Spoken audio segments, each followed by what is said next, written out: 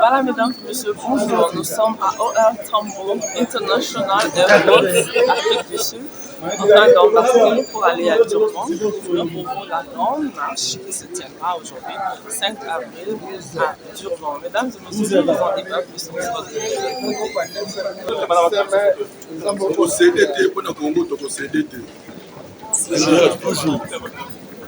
Donc, Durban, marche à Mounene, et vous allez me na bakoli na biso toko CDT la patrie ou la mort, la patrie, la patrie ou la mort, la patrie, donc la patrie ndé ata 1 cm toko CDT ba Rwandais batika mboka kibe tiba kotika ndeto tikibe amen.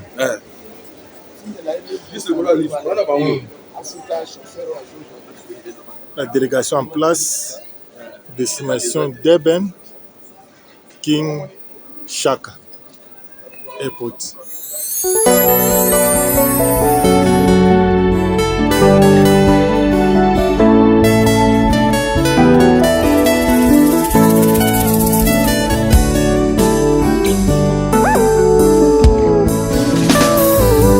Rosalie, déjà, ne jamais trahir le Congo. On a Congo, on a CDT jusqu'au sacrifice suprême. Fati Béton. Toujours.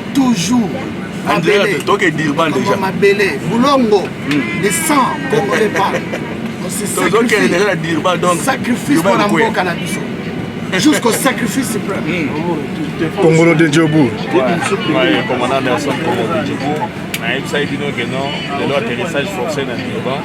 Dans Durban, c'est la biso qui faut manifester méchanceté, colère, parce que M23 sous la sanction, nous allons continuer à demeurer dans le territoire. Il y a un américain pour amplifier la mesure de la sanction et pour passer en acte.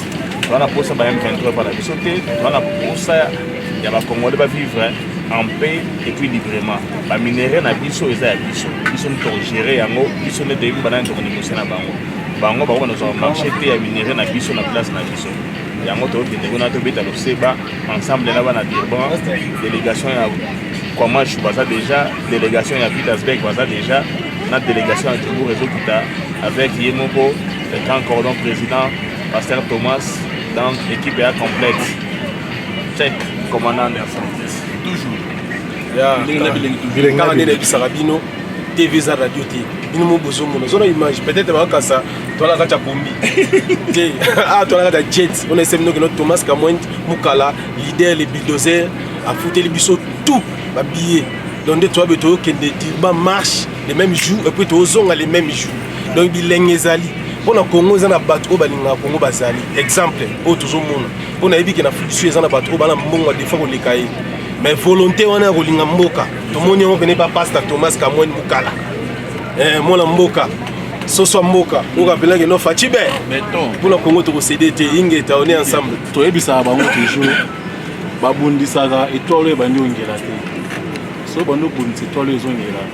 Ça veut dire yo mondo mikoti na kati ya life. Donc mingi lo bezate. Toza on a toujours makasi.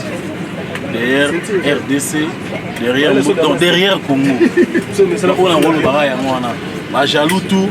On va penser que non, on a étouffé Pasteur Thomas na ba news à l'hôpital na ba ko diaboliser na makambo tout baye ba ngoke au fur et à mesure ba diaboliser au fur et à mesure pe mutazo pole on a soni ga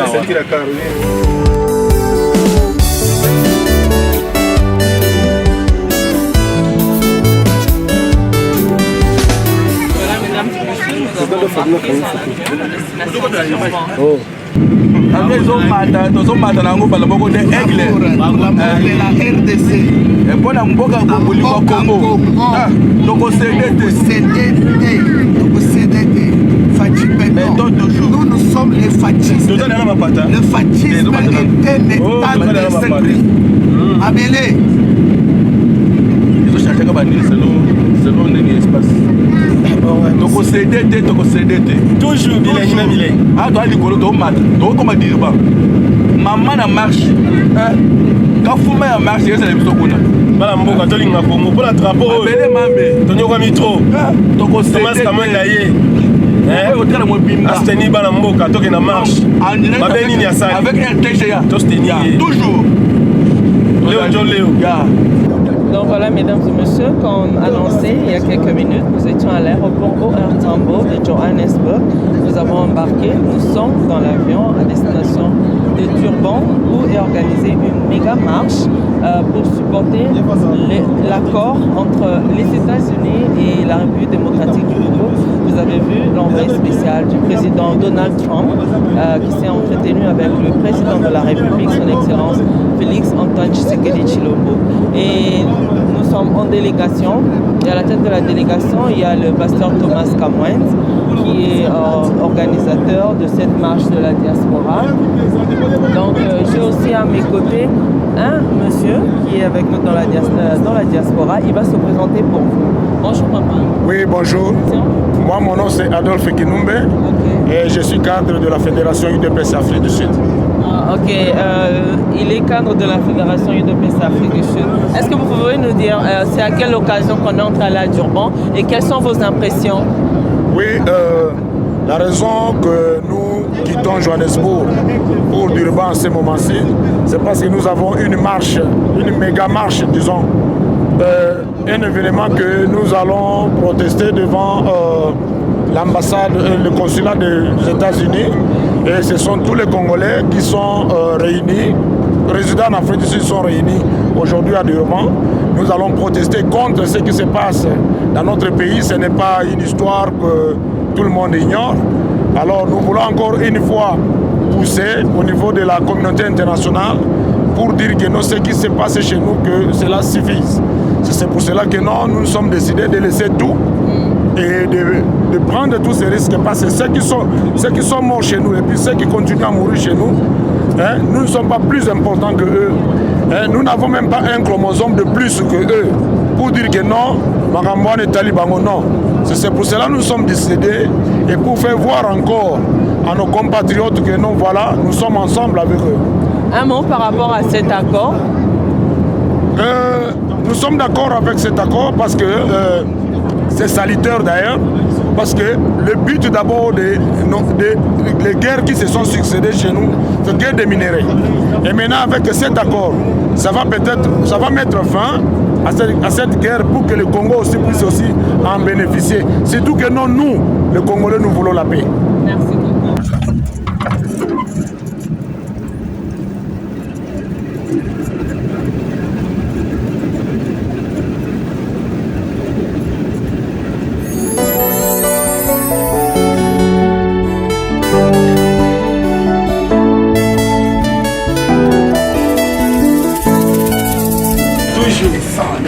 Descends.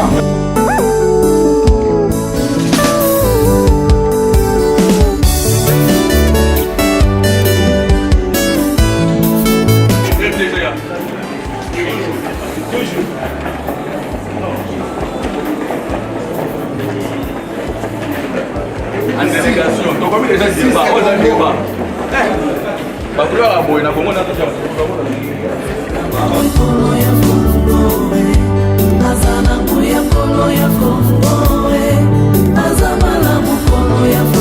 Bonjour pasteur. bonjour, bonjour. Comment vous vous sentez? Aujourd'hui, en tout cas... Pas en colère? Parce non, que non, je ne suis pas en colère colère. aujourd'hui. Non, non. Aujourd'hui, je suis très ému de joie. Je me sens vraiment béni parce que nous allons déclencher quelque chose qui va aider la République à terminer cette guerre. Ouais, ouais. Et qu'est-ce que vos impressions d'emblée? Je sais qu'on aura Les parlé impressions, après en tout cas, je suis très content de voir mes frères à la délégation de Johannesburg, comme vous voyez vous-même, et l'accompagnement de RTGA, et la chaîne, en tout cas, je ne sais pas comment mettre le mot, mais j'ai vite entré en détail. Mais la chaîne la plus suivie à Kinshasa. Merci. Et aujourd'hui, je suis très content parce que je vois votre affection. Il y a la première délégation qui nous attendait, qui sont là déjà. Nous avons la délégation qui est là. En tout cas, bonjour, bonjour l'équipe. Bonjour. Oui. Toujours. Ok, non, en tout cas, on est à Durban. Je vous laisse saluer alors ceux qui vous reçoivent. On va continuer un peu plus tard. Bye. Voilà, merci beaucoup Bana Mboka, Bana Congo. Awa tozana RTGA, bato balanda RTGA Bilengi Zali avec Patrick Atende. Eza chaîne na bino bo s'abonner bo la nango petro na minute to déjà na Durban, équipe bato komi Durban siko avec Thomas Kamwen Mukala les bulldozer.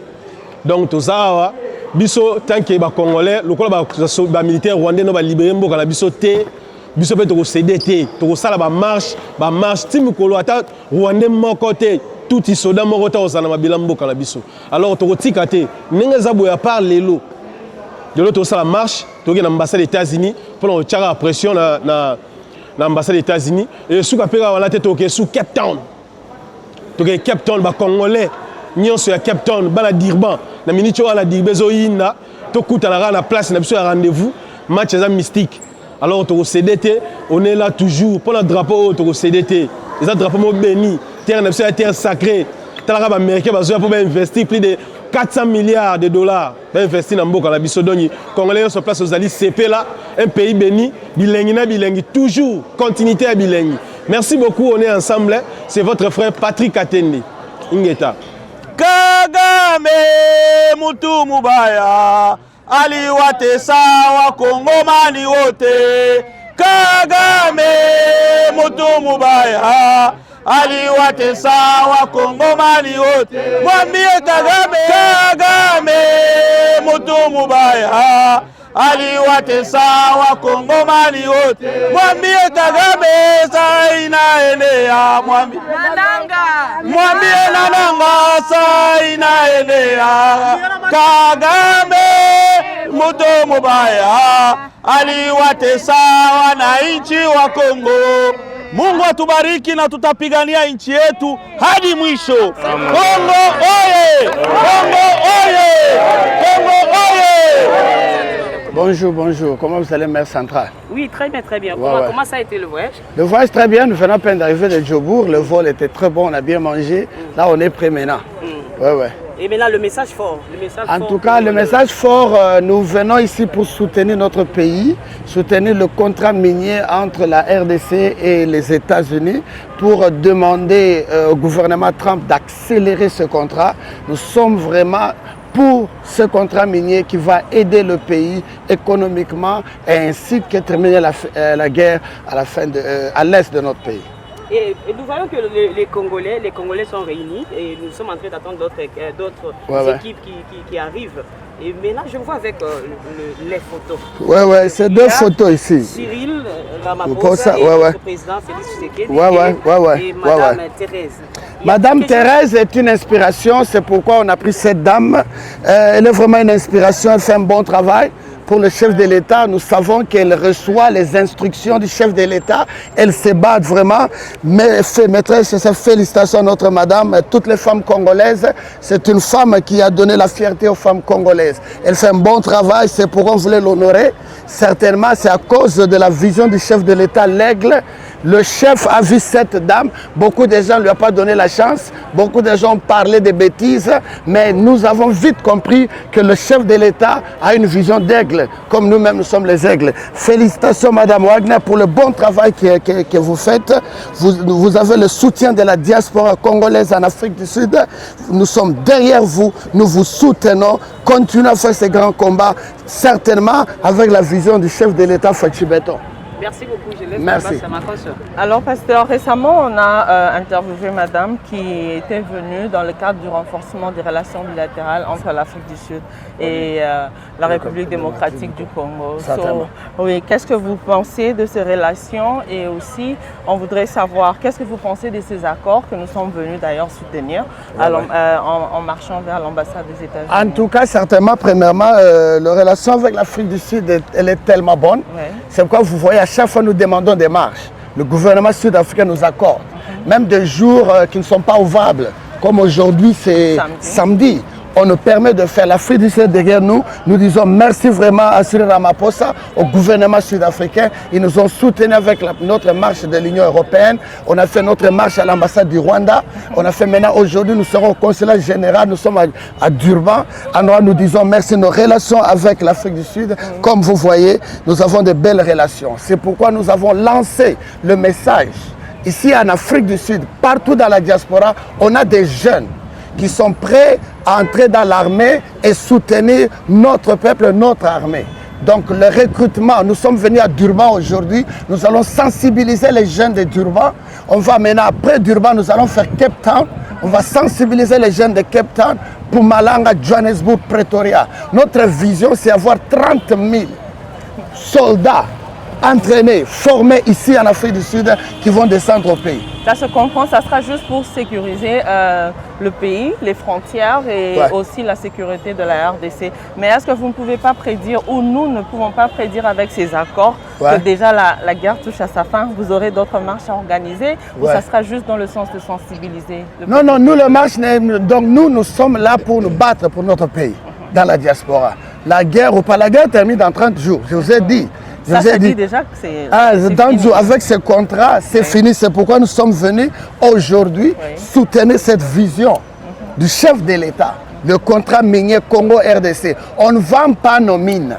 Les gens doivent comprendre, c'est dans le monde d'affaires. Tu as quelque chose, l'autre a quelque chose que tu as besoin. Nous avons besoin de financement des Américains, nous avons besoin de l'armement des Américains, nous avons besoin de la sécurité. Rappelez-vous qu'au Katanga, chez nous, base Kamina, c'était une base américaine. C'est ce qui a fait que Mobutu soit au pouvoir pendant 30 ans. Notre vision maintenant, ça sera sécurité à l'Est, mais développement aussi pour notre pays. Peut-être qu'il faudra du temps pour que la population congolaise s'imprègne aussi de ce qui compose ces accords entre la RDC. Mais est-ce que vous pensez que le climat il est propice déjà? Non, le climat est là, sauf qu'il y a les ennemis du peuple, il y a les gens qui sont contre, il y a des opportunistes qui véhiculent les mauvais messages. Alors nous sommes venus à Durban ici parce qu'il y a le consulat des États-Unis pour aller dire que merci. D'ailleurs, on a vu l'envoyé spécial de Trump. Donc le contrat est sous la table. Nous sommes dans une bonne voie et nous sommes convaincus. Nous sommes très convaincus que la victoire est certaine. Merci, pasteur. Merci. Kwa kusapoti watu wa Durban kwa ajili ya kutafuta amani ya nchi. Na tunasema tunalalamika sana kwa nini wapolitisia ya Kongo kila mara wako na jiunga na rebellion kwa ajili ya kuwa na uwa raisi, kwa ajili ya wapolitisia ya Kongo wako na danganya watu kwa ajili ya kuchukia raisi. Walidanganya watu wakati ya zamani bakamuua Lumumba, bakadanganya watu bakamuua Mobutu, akakimbia akaenda kufia na stressi Maroke. Hiyo hao watu wa politisia Kongo balidanganya watu bakapiga Kabila Lepere lisasi akakufa. Na hivi tena wanaanza tudanganya tumchukie rais wetu mwenye uko kikiti kwa saa hii. Sisi tunachoka na damu inamwagika sana, tunachoka na mauaji, tunataka amani. Na kama mlete amani nyinyi wa politisia Kongo, tunabambia ukweli mtie mbicho yenu. Kuko siku tutadili na watoto yenu huko wako nasomea. Hatutaitika watoto wenu wasomee Ulaya na hatutaitika watoto wenu wasome kwa amani. Na sisi tutawasumbua kweli, tutawasumbua. Tunaomba amani, tunaomba amani. Hii message ifikie gouvernement yote, ifikie gouvernement yetu ya Kongo. Tunaomba amani. Mnatufundisha maroza kipumbavu tunakuwa tunachukia rais bila sababu. Tunachoka. Accent. Accent sana. Ya comme on a babé dans lieutenant prince. Commandant lieutenant en fait lieutenant prince combattant à Tango. Papa, Voilà. Merci beaucoup commandant Anderson Congol de Djebour, chargé à communication de la communauté congolaise Mobimba, combattant à Tango, ndenge collègue nanga Masou nanga lieutenant prince Alobi. Congolais on a diaspora tous en 50. kolia soso to liaka na biso komela ti to melaka na biso mais to botama biso mo na Congo te ba bazo kufa na est na ba ndeko na biso baza ko violer ba mama na biso baza ko bomba bana na biso yango na na compte ya kandana to longwe Johannesburg to longwe Pretoria te o sangana na ba ndeko na biso na Durban pour to marcher to la kisaral bol na biso na situation est à Mboka na 2012 je crois bien M23 ba kotaka na Goma ba yebisa ngo bima dans moins de 10 jours. Actuellement ba pesi bango ba sanction ba singa ngo bima baza ko traîner le pied. Pourquoi? Yango toye awa lelo to uti musika toye na mboka oyo to marché to kende na consulat États-Unis to yebisa bango enough is enough to lembi to lingo mona batu wana te. Marche za marche ba congolais mais oyebi ndenge za la wana bato la mokana tongo mote botoye au marché te. Oyo aza ko lead biso na marche oyo a organisé yango ezali président coordonnateur ya diaspora congolaise en Afrique du Sud Pasteur Thomas yem tozoi likanisi oyo tango biso ba congolais toyiki eza makambo ya Congo oyo eza makambo parti politique te eza makambo bikolo te o bangala baluba ba Swahili te eza makambo ya Congo yango moni toya to sangani ba tribu nyonso ezali awa ndeko na biso uti koloba alobi na Swahili so linga ba chiluba na koloba so linga ba kikongo na koloba so linga te dans na kiyanzi na kobeta ngo kitetela eko bima l'état prince azali awa donc awa biso nyonso tozali awa to ba congolais makambo bikolo etali biso te makambo parti politique etali biso te nous sommes venus ici pour le Congo la patrie d'abord situation ezo concerner ba congolais so za congolais à lokuta oye banana makambo boye ba congolais oyo bazali congolais nani koloba de père et de mère te congolais bana ya mama Congo nde basangani awa ndela ndeko na ngai commandant Anderson na oti koloba esika nyonso o bato bazalaka mutu mo azala liboso na bango pour de façon à sangisa bango nyonso tozalaki to bunda combat mais lelo to moni ndeko na biso bino te makambo to kanga maboko te na chambre de commerce o zala simona biso bato moni yango na pasteur na biso pasteur Thomas abiki abo to kanga maboko te ata bato musu ba yete mais so lokola ngala zali ona to kokende nde to tambo to na Pretoria le tout le monde a Pretoria, tout le monde a Durban, l'objet à Cape Town. Donc, et là, tout le monde a Congolais, il faut conscience c'est ça là. Tout le monde regrette que les Congolais, la diaspora, l'Europe, baza ko sabiso soni balukaka nini. Tant qu'on zone de rejoindre mutu o alobi ke aluka ba carré minier na ye. Siko ozo bundela Congo to zone de bundela mutu ozo ko carré minier. Ba Congolais mbalo il faut comprendre que ata mbala moko to sangana po makambo to e a ndende ko nga lobi eza makambo ya mama Congo aza malade bana nyonso ya mama Congo. Il faut battre le manette pour se totélémer. Aux gens soutenir Nanga. Nanga a eu contrôle à Goma, a nommé maire, gouverneur, vice-gouverneur rwandais. Et puis ces Rwandais là ne se limitent pas là, à sali vidéo, à tenir les personnes que non, c'est un français, je m'en fous, je ne le ferai pas. Donc quand les gens prennent le contrôle de notre pays, ils sont en train de mettre les dirigeants des Rwandais. Et vous rêvez de voir ces gens-là venir jusqu'à Kinshasa.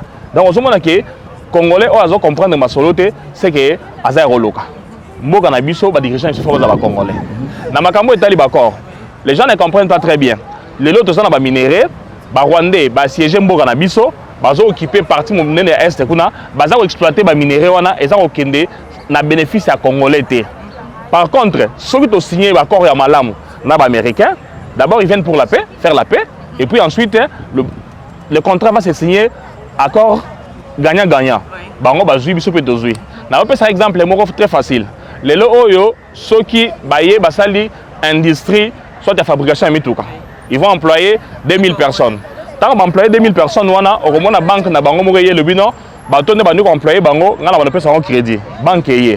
Tant que banque roya mbala moko kona non General Motors mituka na américain toujours installer yango. Tant qu'on installer compagnie à mituka, ils vont employer les gens. Bandu pesa mituka na crédit. Okoya kuna bato basala kamili babite bato ne bafutaka bango biso to ya sala bilanga na mboka na bango mboka se développera nengwana donc yango to na posa contrat oyo to na besoin ba signer yango bien ba yokana ba américain ba ya comme ça congolais bénéficier na minerai ya mboka na ye to fona na mboka na Sud Africa ba minerai na ba carré minier na bango to c'est là nango déjà et puis ba gisement ici là ya bango to c'est là bango ba déchets. Mais les travailleurs vont bénéficier d'ango. Pourquoi pas chez nous? Il y a besoin d'un contrat va signer dans la paix et puis et que Neliboso Congo Bonga. Je lance un appel na ba Congolais nyonso la diaspora. Et c'est important que la diaspora azali cerveau. Diaspora rôle la diaspora azali cerveau o amemaka expertise na mboka. Mais ceux qui diaspora zotambola ngulu, je vais citer les noms, le gars la bande on a vu sur Rex Kazadi. Et ça sonne. Henri Manji. Tobunda babitumba lelo la cause à la sima ya mutu peuple congolais, il faut que les vrais accords se font entre les Congolais. Avant tout sur l'accord américain. Accord entre biso ba Congolais. Cela veut dire tondima tokoa pona ekolo. Et là kasuka ngala lo ba ngala tokoa pona ekolo. Hadi leo ukishindwa unakimbilia Rwanda akupatie silaha upiganie Kongo. Na ile inatuletea haya na ndio maana tunasimama mahali hapa. Tunahukumu ile mauaji ambao wako wanafanya kwetu. Na tunasema tutapigana hadi damu ya mwisho. Mambo ya siasa ni mambo ya siasa. Ndiyo, kama tutakubali kufanya mahusiano na Amerika ni mzuri, hatukatai. Kama tutafanya na nchi gani hatukatai, lakini kwa saa hizi tuko kwa ajili ya kutetea udongo wetu. Mtu hana valer kama hana udongo. Mtu hana valer kama hana nchi. Hapa kama tuko hapa ni kwa kuwa tuko wakimbizi. Na tunaweza ndoto yetu turudie siku moja kwetu. Nchi yetu ni tajiri, nchi yetu ina dhahabu, nchi yetu ina kila kitu. Hatukose, lakini leo angalia maisha tunaishi mahali hapa. Ndio maana tunasema hivi, mwenye Rwanda hatuna haja naye mambo ya wakongomani. Na ndio maana kama sisi wote tuko hapa tunavala ile picha ya uzalendo. Tunapigania nchi, hatupiganie kingine.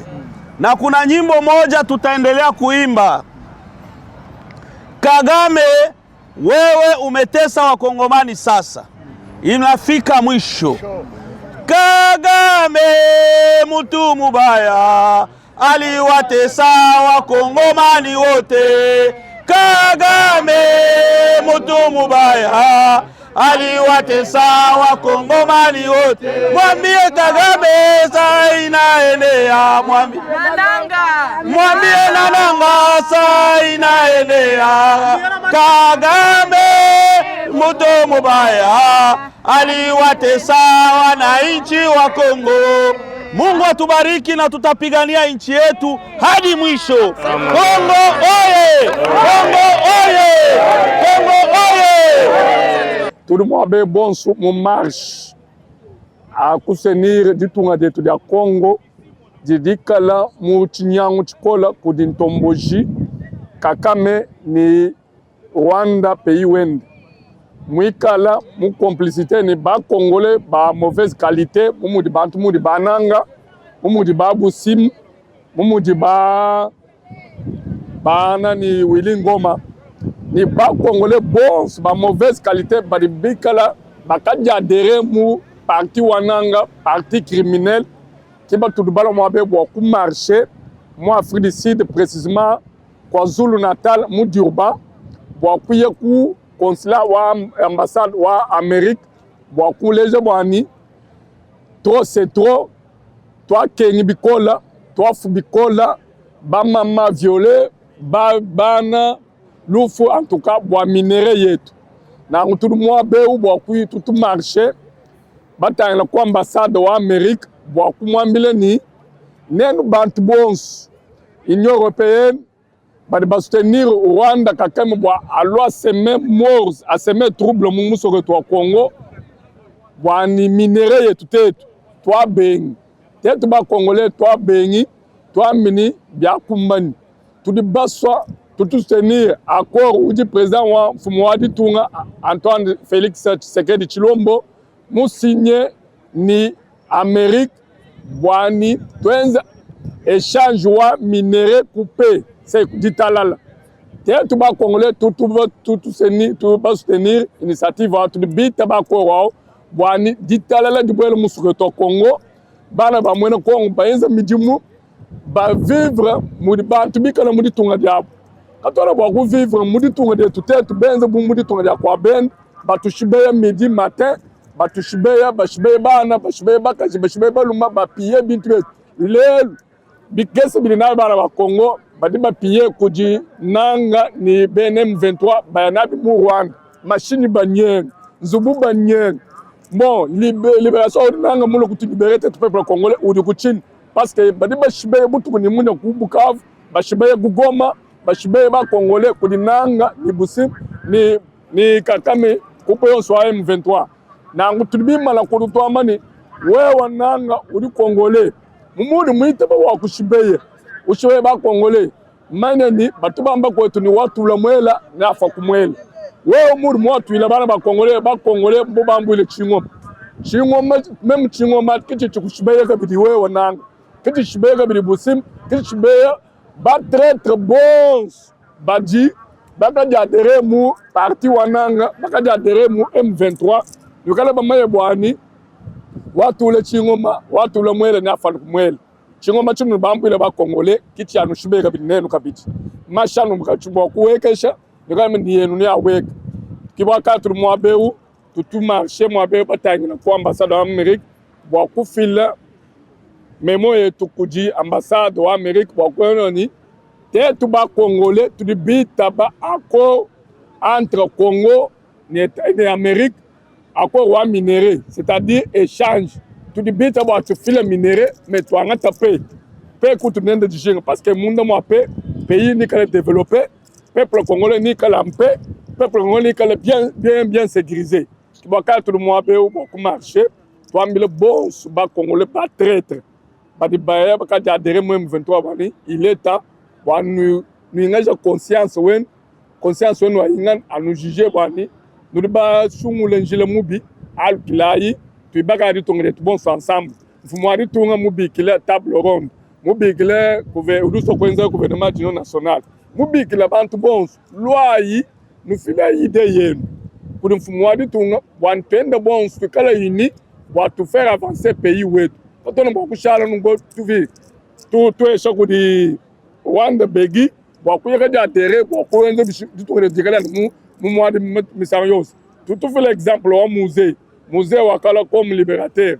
quand tu vas mona liberté quand tu vas le vivre to les lunangu du to wa kuinga chaka bi Congo mu même station wa kuesha Rwanda occasion wa kula wenzinon subwenze ya na tete ba Congolais tu bi maintenant dit ça suffit ka ko ina bi tu bi te bija M23 katwene tu ba adhérer ka be na ba boye mo armée wetu bi benza bi akala tu ba bi benga armée congolaise yu chala noir Congolais 100% de père et de mère qui a meuré bon mal ko atone ba surtout merci tout du mois beu tout marché bataille vers ambassade to pesi mutunyo so merci Congolais oyo aye ko répondre pour la marche ya lelo de tozo zela ba mususu baya to marcher ensemble pour na to sisa mukolo biso ya lelo merci.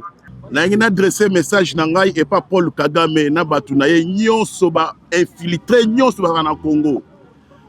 Biso ba Congolais to koma na mboka na biso on dirait ba réfugié. To koma ko kima mboka na biso moko to komi ko kima epai pona Paul Kagame na batu na ye nanga yo osa Congolais okomi ko ba Congolais o sangisa yo na Paul Kagame po ba Congolais. Bana mike bozo ko violer bana na biso bozo ko violer ba maman na biso bozo ko violer batu bozo bomba batu na biso mais Congo e okendete ozo kosa nazo ko pesa sous message na bino soit disant batu catholique chole ambongo bino bo sanga na bananga bo keina ba Paul Kagame po bo kende ko trahir Congo eza ya Nzambe boke ba lobingo kuna ba lobingo nyonso babwakisi bino na États-Unis babwakisi bino na États-Unis boye kutana Macron bino awa na église biso déjà awa biso bato catholique awa de na Afrique du Sud bato ebele pona yo chole na mbongo bato ebele balongo na catholique pona yo bo trahir ba Congolais chole yo na mbongo ba M23 bolingi ba bonheur ya peuple congolais te bolingi peuple congolais sepelate to si to ebibino wa ba diabo mais nzamba zali nzamba zomona akosunga kaka tozali mais Congo ekokende te pays na biso ekokenda maboko banguna te Kagame ozokosa nanga kende lala pongi vanda dialogue ezate o bokota na ba constitution bokota bo na ba mixage na wana na tango Kabila wana na tango Kabila mais na tango ya Félix Fatou Beton biloko wane ko lekate bokende bolala bolamba bolia bozonga Kigali. Merci. Bon bandeko 7 heures du temps na kumbi pona koma awa. Mais kokoma nanga 7 heures du temps eza pona pamba te.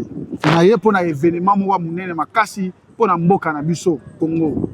Parce que les loso toza na mboka oyo Afrique du Sud bakolo na mboka bunda balita to mboka oyo eza libéré. Alors biso toko tikala te tofandi na bandaku tokanisa ke batu musu ba ota libanda baya ko bundela biso. Yango wana raison pour laquelle lelo ba Congolais nyonso basangani mo Congo muluba muswahili mungala pona intérêt ya mboka Congo. Oyo ekosalema awa deal entre Amérique na Congo eza pona intérêt na biso nyonso ba Congolais. Ndenge na banolo bango awa na lobaki omoni lelo bana na biso na mboka oyo ya Afrique du Sud avenir na bango ezate. Po biso moko pe avenir na biso na mboka oyo ezate. Maman, papa, jeune garçon, eza vraiment très important, très capital pour être au bunda pour l'avenir ya bana na biso. Tala avenir ya bana na biso na mboka oyo. Bakolo mboka oyo babundi po na yango. Alors na sengi message na ngeza ka po na relancer pa bandeko. Yo mto tika na sima. Kotika na sima te. Ça l'effort ya kato bunda po na intérêt na avenir ya bana biso. Bana biso bakotika la susu ba umbu ya ba Rwandais au grand jamais makamone ko sa masusu te. Yango la message na ngana ba maman na ba jeune na bandeko nyonso tout totalement ensemble to za bomoko pour la libération mboka na biso. Jambo wandugu wapenzi, ni mimi bwana Steve le visionnaire de la jeunesse attaque un patriote. Nilipenda kupana message ku wazalendo mpiganie inchi, na sisi wazalendo tuko mu inchi ya diaspora. Tunapaswa kusaidia président de la République Félix Tshisekedi, c'est un Congolais, le père et le mère. Message nanga pona bana Congo. Boyo kamalamu, militaire congolais. Soki ozo bundela mboka na yo te, nani akobundela yo mboka na yo. Militaire congolais, yeba ba étranger bazo yiba ba richesse na biso, ba yeba bundisi lisusu biso na biso. Militaire congolais, yeba Joseph Aoutaki wapi. Militaire congolais, yeba Félix Tshisekedi, c'était un président de la République. Militaire congolais, ezanga toujours les visionnaires de la jeunesse, attaquer patriote, attaquer muzalendo. To bunda pona Congo, to confirmer kokota ti Rwanda. Wazalendo, Lumumba abunda pona biso. Ba zalendo tout, bolanda système ya Lumumba. Attaquer les visionnaires de la jeunesse, to continuer ko bundela mboka. Nga moko les visionnaires de la jeunesse, il faut la mobiliser peuple congolais, jeunesse congolais. Soki ozo bunda te, nana ko bundela mwana na yo ozo bota. Des messages na ngina loba na niveau international. Bomona kinde to yambaka ba Rwandais na kati ya Congo. Ti net bino boyambaka biso na bamboka na bino. Est-ce aussi omoni congolais a forcé kozwa nationalité na mboka mupaya et salamate mais Rwandais bayamba ye mais aso dominer congolais pona zwa nationalité pona zwa pouvoir pe bazo ya ko violer loi na kati ya Congo mais congolais jamais omona a violer loi na mboka mupaya et salamate niveau international ba leader nyonso ya Afrique bomoni réalité nde to yambaka ba étranger rwandais na kati ya Congo. Oeza suka pe okoma suka. Congolais, kolanda niveau international, il fallait tobeta ba rwandais tina suka. Merci bana Congo. Boyambango toujours. 2025, 4 mois le 5 aujourd'hui. Nous vous saluons au nom puissant de notre Seigneur Sauveur Jésus-Christ. Nous sommes là, la diaspora congolaise, Union Sacrée Afrique du Sud à Durban. Baswahili, Bangala, Baluba, Bakongo. Nous avons le problème de la terre ici. Notre très chère mère, la RDC, est malade et attaquée par les génocidaires rwandais Paul Kagame. Avec ses pantins du M23 FCC, nous disons, nous, diaspora congolaise exactement, nous sommes venus aujourd'hui à KwaZulu-Natal, Durban, pour lancer un message d'unité, d'harmonie de notre diaspora congolaise. Pour ce, il y a un contrat minier entre le Congo et les États-Unis que nous sommes venus appuyer, aller lancer notre message de soutien pour que ce contrat soit signé le plus vite possible pour aider notre pays au développement, aider notre pays à terminer la guerre à l'Est. Rappelez-vous que le base militaire Kamina 1, Kamina 2 était les bases militaires des Américains. Nous demandons que ce contrat soit signé, conclu le plus vite possible, que la paix retourne au Congo, que les Américains mettent leur base à l'est de la République démocratique du Congo et que le business entre Congo et RDC soit restauré. Nous nous levons contre tous les ennemis du peuple congolais, les gens qui diabolisent l'unité des Congolais. Nous sommes contre le tribalisme, le séparatisme, nous sommes contre ces esprits diaboliques qui veulent combattre le combat que nous menons ici en Afrique du Sud. Nous disons merci à la diaspora congolaise d'Urban qui nous ont reçus avec amour, avec puissance, avec unité. Batoto Est, aksanti sana. Batoto Est, hapa ku Durban, kwa Zulu Natal, Mungu wetu amibariki. Murikatala kuikala kimya, banduku wetu wanakufa bule ku Est. Banduku wetu wa Est, wazalendo, FRDC, a partir ya huku Durban, tuko na mweye. Tuna mikombania diplomatiquement, mukini yetu haistenda hata kipande. Baka banetua she bote. Atustacha nchi yetu. Kagame uricheza bantu wa zamani. Uricheza bantu bazo bakata milomo. Chie, c'est la patrie ou la mort. Ne jamais trahi le Congo. Ne jamais trahi le Congo. Ne jamais trahi le Congo. Nous lançons ces messages. Wewe Kadogo, unachunga nanga, beba munduki, nanga mubusingisi, umupike risasi pa. Shia tutakupatia hela. Wewe unachunga Sulumani kama ni Sulumani. Sultani Makenga. Wewe Kadogo Bagard, umupike risasi. Fami yako, siye batu wa diaspora, tutamubeba en charge. To lancer message na bandeko na biso FRDC bobanga te awa tozana ba jeune baza déjà kota formation ici en Afrique du Sud tozo kita to bunda pona mboka na biso batoto akatanga shi hapa tunakuwa kumikombanya na mwe inchi yetu abastebeba pana batu yetu ya este ni bantu bala batraireke bulongo yabo hapana. Banakufa mingi me banashimama nguvu. Ya mbao tunasema hivi. Kwa njaa leo, pendant 30 jours, soki nanga mumuwe, sie peke tunakuya. Sie peke tunakuya. Sie peke tunakuya. Sie peke tunakuya. Sie peke tunakuya. Fachi beton, leo unaona batoto yako. Hapa haina mambo ya maparti hapana. Hapa ni mambo ya damu ya Kongo. Ni bulongo yetu. Bulongo ya Kongo. Bulongo ya Kongo na wakuzisha hapana. Tunashimama. Tuneka mkono yetu yulu. Debout Congolais, unis par le sang, unis par le sang pour l'indépendance. Descends nos fronts. Notre courbé, et pour d'abord, prenons les plus belles là, dans la paix, c'est pas par la paix, nous bâtirons un pays plus beau qu'avant, dans la paix, citoyens, entonner l'hymne sacré de notre solidarité, fièrement saluer l'emblème de notre souveraineté. Congo, Congo, Congo, au pays Congo, bien-aimé, nous peuplerons ton soleil, nous assurerons ta grandeur. 30 juin au doux soleil, 30 juin du 30 juin, jour sacré soit le témoin, jour sacré de l'immortel, c'est mon liberté que nous lèvons à notre postérité pour toujours.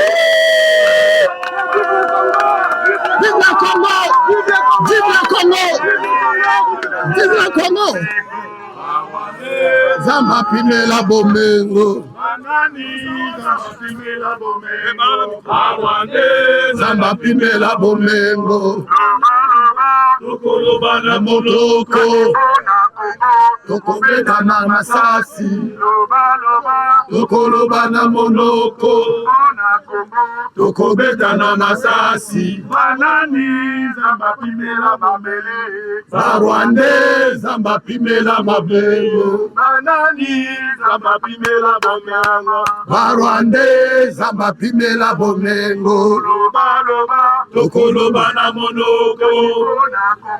Tokobeta na masasi. Tokoloba na monoko. Tokobeta na masasi. Tokoloba na monoko. Tokobeta na masasi. Nchi yetu ya Kongo tuliipenda sana. Unaona? Lumumba alipigania nchi na tuliona kama kweli na akashimama hata kama balimuua alishimama. Unaona? Mobutu alishimama mwinchi yetu tukaona kweli baba anashimika, hakuna damu ilikuwa inamwangika. Unaona? Hii kabila baba kuingia na alitaka defendre lakini bakawai kumuua mbele ya wakati. Unaona? Kabila mtoto kuingia yeye alikuwa kama vile anakiana puliza.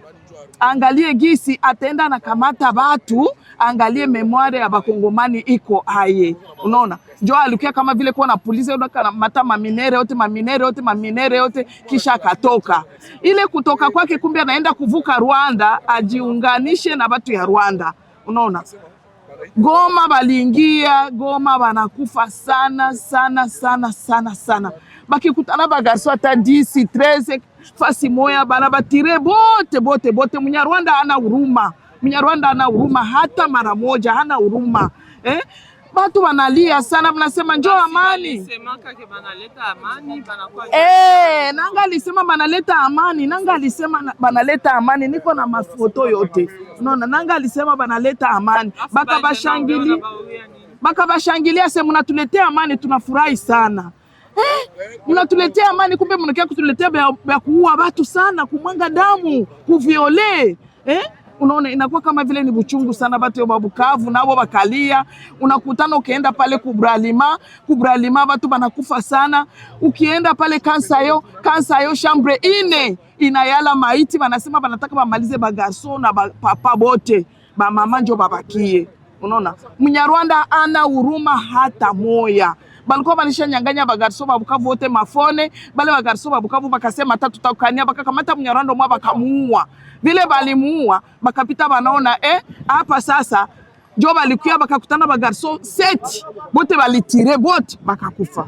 Unaona, Munyarwanda haiko hata mutu, manake akiingia Mkongo colonization inaingia ya hatari.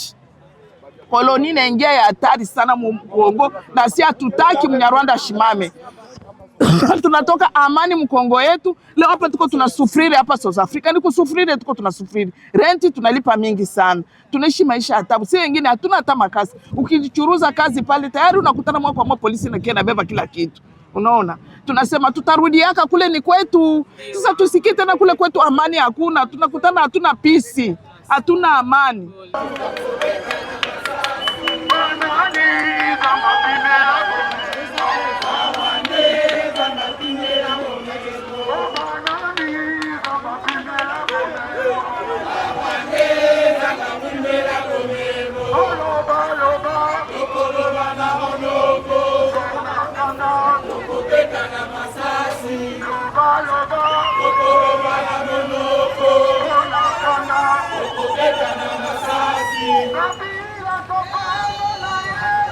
Après la diaspora de Pretoria, vous avez eu à suivre la marche qui a été organisée à Pretoria, au Haut Commissariat du Rwanda à Pretoria. C'est maintenant au tour de la diaspora congolaise à Durban. Oui, nous sommes à Durban, mesdames et messieurs, c'est le 5 avril 2025 où vous voyez cette liasse de Congolais derrière moi. Une délégation est venue de Johannesburg, une autre délégation venue de Pretoria. Nous sommes à Durban. Oui, nous aurons bien voulu vous faire découvrir la ville de Durban, une très belle ville. portuaire et aussi une ville où vous pouvez venir en tourisme. Mais nous aurons une autre occasion pour cela. Aujourd'hui, nous sommes venus pour couvrir cette marche où vous voyez les Congolais marcher vers l'ambassade des États-Unis ou plutôt le Haut Commissariat des États-Unis ici à Durban pour déposer un mémo pour soutenir les accords qui sont signés entre les États-Unis et la République démocratique du Congo. Mesdames et messieurs, et ceci se passe de tout commentaire.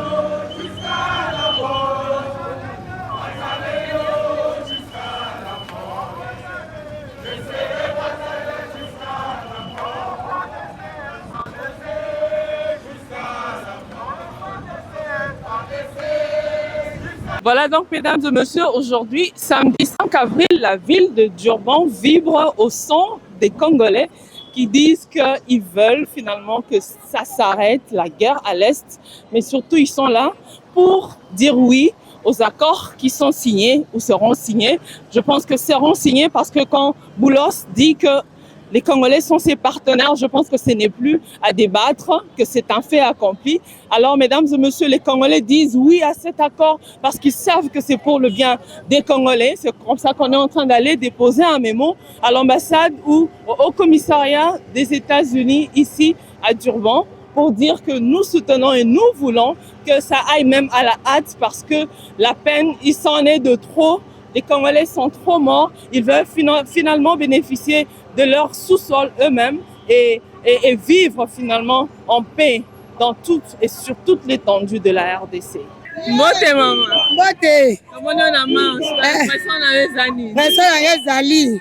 Kagame to kangeto lia ye. Kisekedi abana na yebo kondeza ya ye. Santa to motombe la kitu wana. Balo baba tabakita. Abana la kita bokonde pesa mela ye. Na pesi pe. Docteur, courage. Il y a organisé place oyo. Nzamba pambola que toujours que liboso. Sagesse n'intelligence.